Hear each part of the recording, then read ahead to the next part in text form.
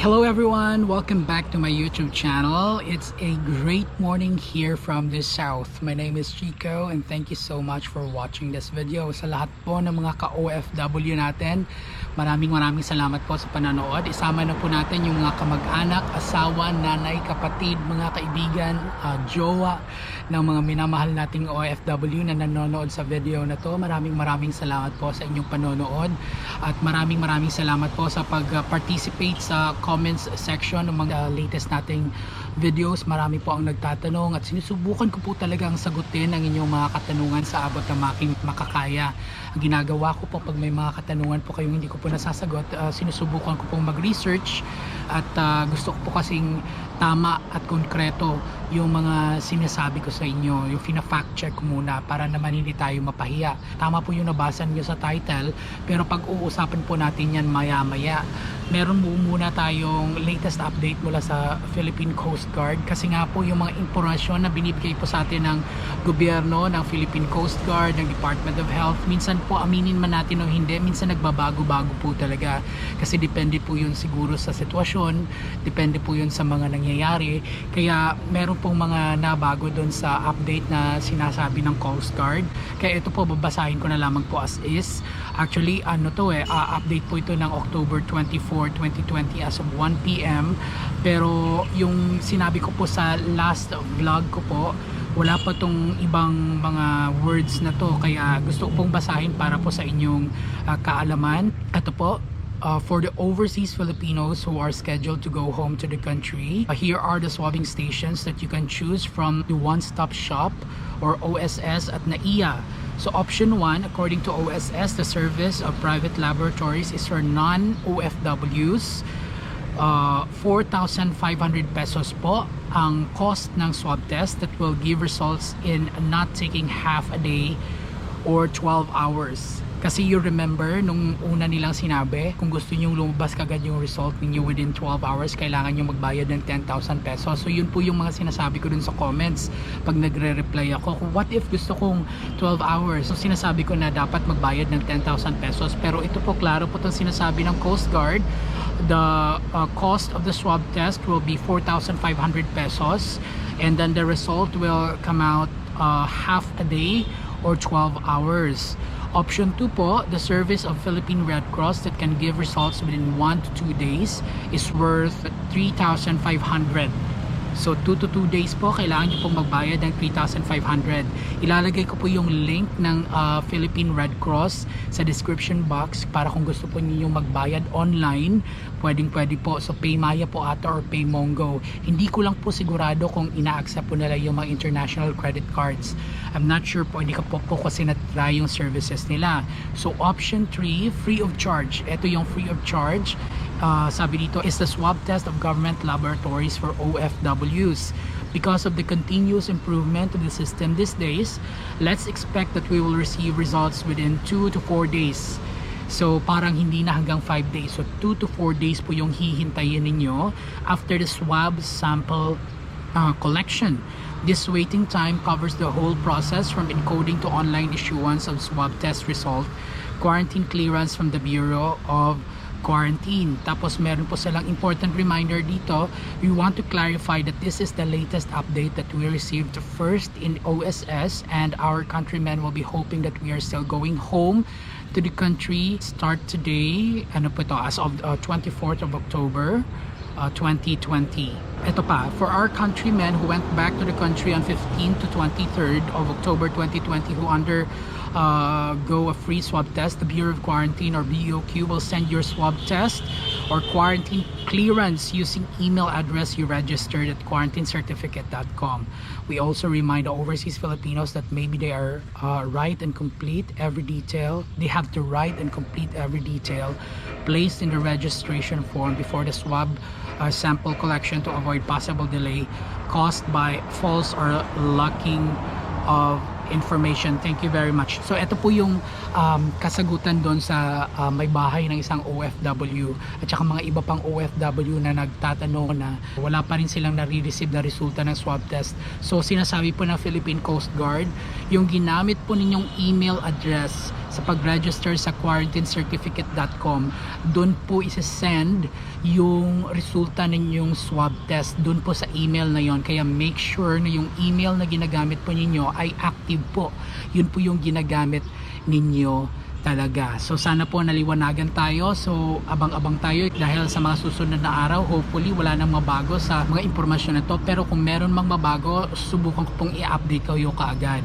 So punta na po tayo doon sa purpose talaga ng video na to. So sinasabi po ng mga ka-OFW natin na Chico, sinasabi ng gobyerno na wala na raw swab test. Sabi ko, walang swab test. Paano walang swab test? Yun pala sinasabi nila is na sinasabi ng gobyerno din. Actually hindi na nga ito latest update, na sabi na ata ito ng 1 week ago pa, pero ipapalabas natin dito yung sinabi ni Undersecretary Vergeri para po malinaw po at nanggaling po talaga sa DOH yung information. So sinasabi nila na pag ang OFW ay nanggaling sa isang low risk country, hindi na kailangang mag-perform ng swab test. So ang kailangan lang is i-check yung mga symptoms and all that. So sa tingin ko naman, parang mixed emotions ako sa impormasyon na yan. Parang hindi ako totally sold out. Parang from an OFW na nanggaling sa ibang bansa, nakita kung paano yung sitwasyon sa Maynila pagdating sa Ninoy Aquino International Airport. Actually, umpisa pa lang ng eroplano, nakita ko na kung paano yung sitwasyon.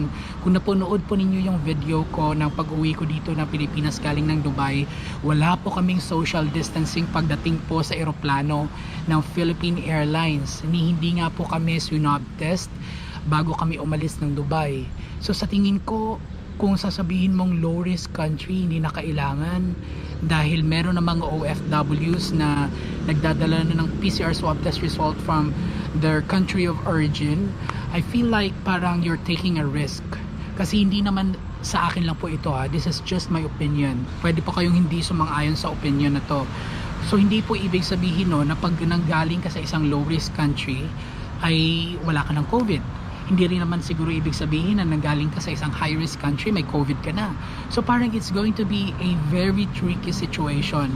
And I feel like in my own opinion, parang siguro napagod na rin yung gobyerno kakatulong sa atin.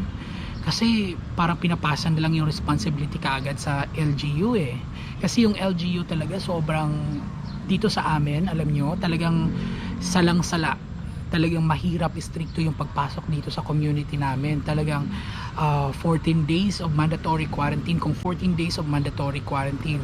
Kaya sa tingin ko yung sinasabi ng gobyerno na gano'n, parang ang hirap parang ako na isang mamamayan ng isang small community, tapos pag may narinig akong gano'n na hindi siya nakapag-quarantine dahil nanggaling na siya sa isang low risk country, parang yung thought na ang daming maglalaro sa isip mo. Hindi ko alam kung paano nagka-qualify yung isang country as a low risk country, kasi daw sabi nila magagaling daw sa World Health Organization yon. Pero para po maliwanagan tayo, nandito po ang statement ni Undersecretary ng Department of Health, Vergeri. So pakinggan po natin ito. Lumipat lang ako ng pwesto guys kasi may kumakain doon sa tabi ko na mga naglilinis dito sa playground. Ayoko namang makaistorbo, so lumipat po ako. So nandito po yung statement ni Undersecretary Vergeri. Kung matutulungan mo kami, let us try to immune itong sinabi namin dito sa PRC Philhealth Row. Unang-una, itong PRC Philhealth issue natin, nire-resolve natin sa ngayon, and we were able to identify laboratories which could take the place of PRC temporarily para lang ma-accommodate natin yung mga specimens na nanggagaling sa mga returning OFWs natin. So itong PRC Philhealth issue is different from this omnibus guidelines that we have. In the omnibus guidelines that we have just issued out, it was stated there that for returning overseas Filipinos, kapag ka sila ay manggagaling sa low to mid prevalence, meron pong pinapalabas ang WHO na classification regularly on the different prevalence levels of each country. Makikita po natin. So ang sabi namin dyan, for those low to medium prevalence countries na may COVID-19, maaari na kapag dumating ang mga OFWs dito, maaari nang hindi na muna i-test, maaari namang sila ay magkaroon lang ng mag-comply ng minimum health standards. They can go back to their provinces. But whatever the local governments would require for them to enter into their province, they have to comply. So halimbawa po, dumating ang isang returning OFW, tapos siya ay galing sa isang low prevalence area, maaari po na isi-symptom check kapag wala siyang simptomas, wala siyang history for the past 14 days of any symptom, siya po ay papayagan mag-travel papunta sa kanyang probinsya provided that he complies with the minimum health standards. Pagdating sa kanilang probinsya at ni-require siya na kailangan siya mag-test, kailangan siya mag-quarantine, then they have to comply with the requirements of the local government unit. So again, let me emphasize, this is different and it is not related to the PRC Philhealth role. The omnibus guidelines has been issued for the general guidelines or protocol for the whole population. Hindi lang po para i-address yung PRC Philhealth role. Okay? We are rationalizing actually not just the resources but also the protocols that we do. If you would notice in the previous protocols that we have, we will be testing OFWs when they arrive. Once they test negative, we send them to their provinces, diba? Because when they arrive in their provinces, they get to be tested again and they get to be quarantined again. So we are just rationalizing the protocol. So what we did, we sat down with all of our experts and our experts agreed, and they were saying na lahat naman ng tao na darating, and especially for those areas na wala naman talagang ganun na transmission, like for these countries with low to medium prevalence lang, the probability of an individual to have that certain disease pagdating dito ay maliit lang. Kasi bago naman sila umalis, Sofia, dun sa kanilang mga areas, tinetest sila, most of these OFWs, they bring with them their RT-PCR results, which are 2 to 3 days prior to their travel. So when they arrive here, the experts thought it best to recommend that we do just symptoms check. When we do our symptoms check and they are clear, they do not have symptoms even for the past 14 days, they can be allowed to go back to their provinces. That's why we also emphasize na dapat pagdating sa LGUs, kung ano man ang protocol ng LGUs, and we know that LGUs would require for them this test or this quarantine period, LGUs would be the ones to responsible para screen naman yung borders nila.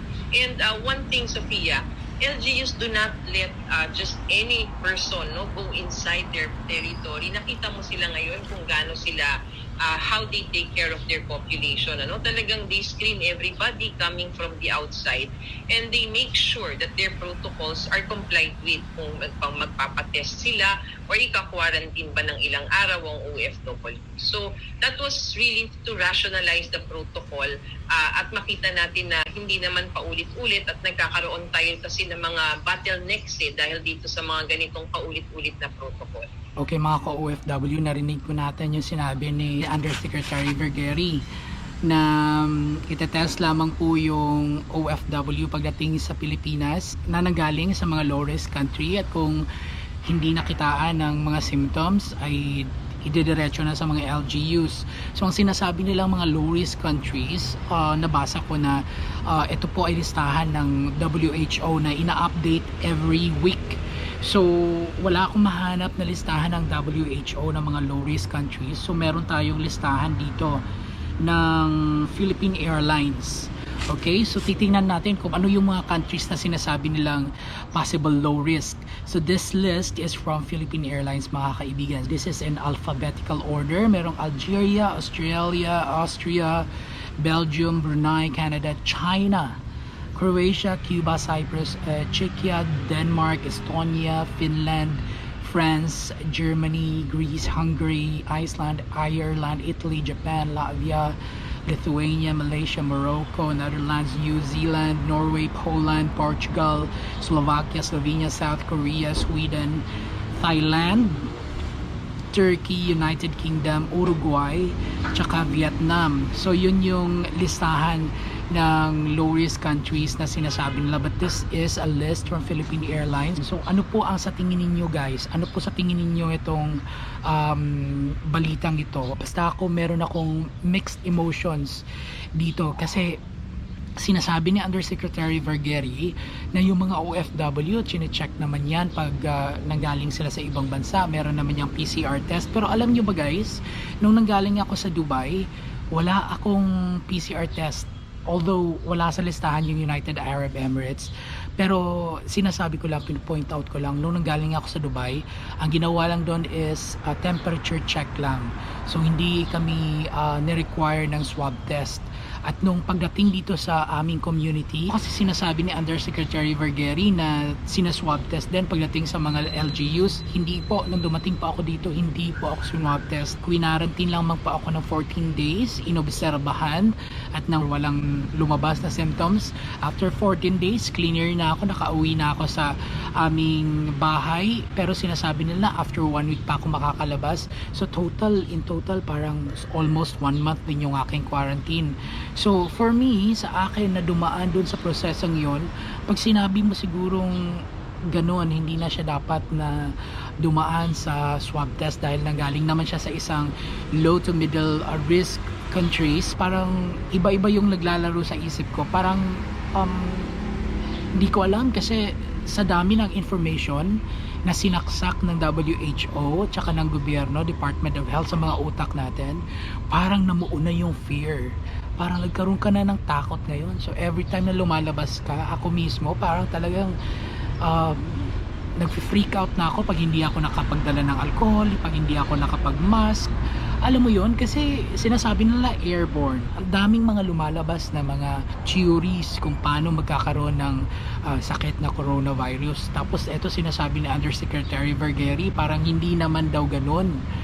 Parang which parang nalito talaga ako na sa statement guys. Parang hindi ko ma-process yung sinasabi niya na basta hindi ko talaga ma-process. Kaya ano po sa tingin niyo mga kaibigan, maaring agree po kayo sa sinasabi ko, maaring meron po kayong sarili ninyong opinion. Ang tingin ko po kasi doon sa swab testing, hindi para sa akin lang yun para din yun sa mga mahal ko sa buhay at para din yun sa mga tao doon sa community ko na ayokong makahawa. Kaya gusto ko talagang ma-swab test, gusto ko talagang malaman kasi sinasabi nila, 'di ba? 14 days yung incubation ng virus.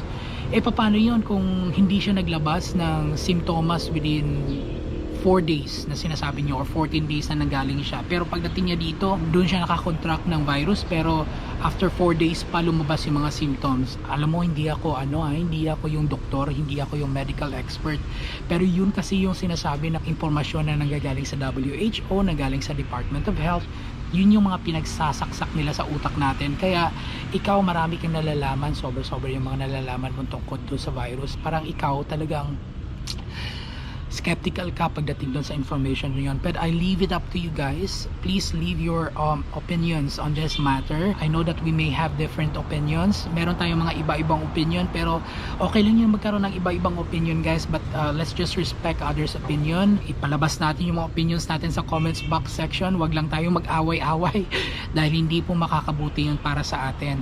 So sa mga OFW po na nag-aabang na uuwi, so eto po yung mga aabutan nyo sa Pilipinas. Ayoko pong sabihin na medyo magulo-gulo pa konti kasi alam po natin na iba-iba po yung impormasyon na dumadating. Alam kong nag-aabang lamang kayo ng mga information doon sa mga katulad naming vloggers na nagdi-discuss dito sa YouTube, pero ako personally, yung mga information na binibigay ko po sa inyo, nanggaling din po ito sa Department of Health, Department of Foreign Affairs, Bureau of Immigration, Bureau of Quarantine, Philippine Coast Guard, kasi hindi naman po tayo pwede magsabi ng mga informasyon na hindi natin na-fact check kasi ayaw naman po nating makapagdulot ng inconvenience sa mga OFWs. Hanggang doon na lang siguro guys yung video na to kasi medyo mahaba na.